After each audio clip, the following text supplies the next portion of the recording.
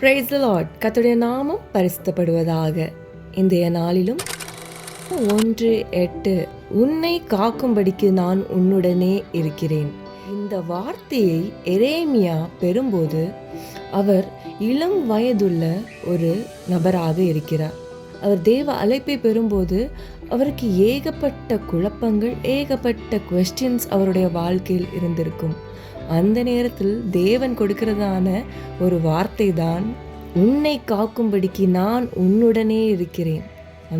அநேக மனிதர்கள் அநேக காலகட்டத்தில் நம்மக்கிட்ட வாக்கு கொடுத்துருப்பாங்க. என்ன உனக்கு ப்ராப்ளம்னாலும் நீ என்கிட்ட சொல்லு, நான் உடனே உன் கூட வந்து நிற்பேன் அப்படின்னு அநேகர் நமக்கு வாக்கு கொடுப்பாங்க. அவங்க நம்ம மேலே இருக்கிற ஒரு அன்புனால, அவங்க நம்ம மேலே இருக்கிற ஒரு பாசத்தினால் அப்படி சொன்னாலும், எல்லா சூழ்நிலையிலும் அந்த மனிதர்கள் நம்மளோடு வந்து நிற்க முடியுமா என்று கேட்டால் கண்டிப்பாக அது ஒரு கேள்விக்குறியாக இருக்கும்.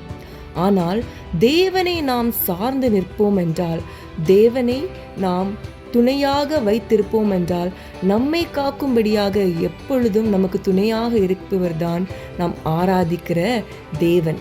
இந்த நாள் துவங்கும் போதே நீங்கள் இந்த வார்த்தைகளை அறிக்கையிட்டு நீங்கள் துவங்குங்கள். கர்த்தர் என்னோடு இருக்கிறார், கர்த்தர் எனக்கு துணையாக நிற்கிறார், கர்த்தர் என்னை காக்கும்படி இருக்கிறார், என்னோடு எப்பொழுதும் கர்த்தர் இருக்கிறார் என்கிறதான வார்த்தைகளை நாம் இந்த நாளில் ஆரம்பத்திலேயே அறிக்கையிடுவோம். கர்த்தர் நம்மை ஆசீர்வதிப்பார். God bless you all.